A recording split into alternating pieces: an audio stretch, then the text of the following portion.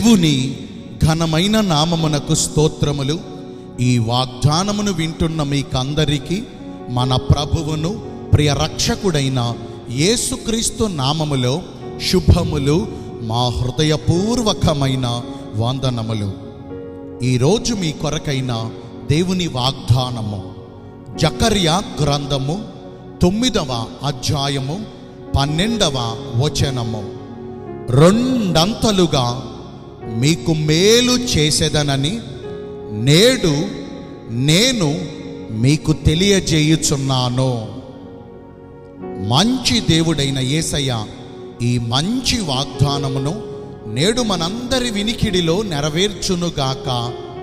ఆమేన్.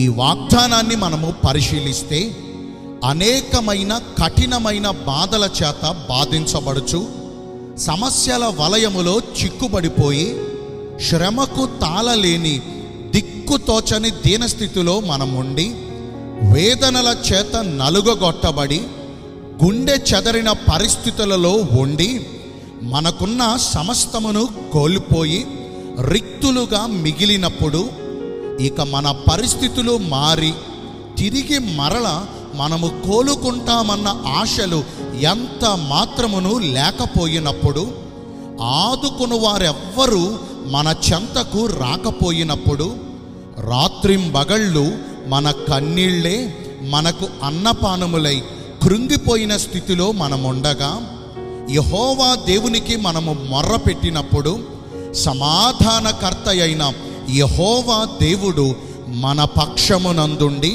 మన మొర్ర ఆలకించి, మనమున్న దీనస్థితిలో నుండి మనలను పైకి లేవనెత్తి, మన పరిస్థితులన్నిటినీ మార్చి, మన గాయములను మాన్పి, మన వేదనను తొలగించి, మన కన్నీటిని తుడిచివేసి, పూర్వమున్నట్లుగా మనలను నివాస స్థలముగా చేసి, మనలను అభివృద్ధిపరచి, మనలను విస్తరింపజేసి, మన చేతి పనులన్నిటిలోనూ మన కార్యములన్నిటిలోనూ మనకు మేలు కలుగునట్లుగా మనలను వర్ధిల్ల చేసి, మనము కోల్పోయినవన్నీ తిరిగి మరలా మనకు దయచేసి, మునుపటి కంటే రెండంతలు అధికముగా మనలను ఆశీర్వదిస్తారు.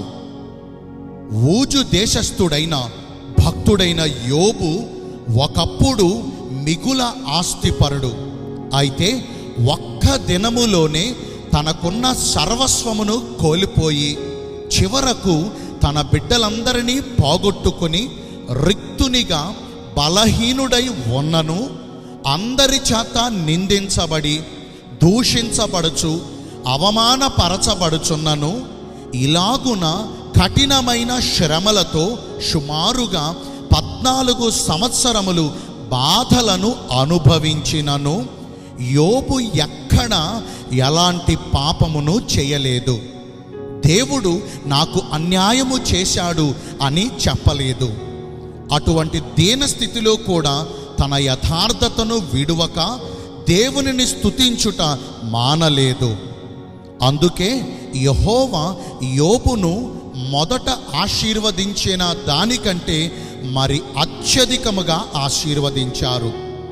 నేడు మనము కూడా అట్టి భక్తిని చేసి, యథార్థ హృదయులమై నీతిని అనుసరిస్తూ, యెహోవా దేవుని యందు భయభక్తులు కలిగి చెడుతనమును విసర్జించి, ఆయన ఆజ్ఞలకు లోబడుచు, ఆయన కట్టడలన్నిటినీ మన పూర్ణ హృదయముతో గైకొనుచు, యెహోవా దేవుని యందు నిరీక్షణ కలిగి ఉన్నప్పుడు, నిశ్చయముగా దేవుడు మన పక్షమునందుండి మన బాధలన్నిటిలో నుంచి మనలను విడిపించి రెండంతలు అధికముగా మనకు మేలులు దయచేస్తారు.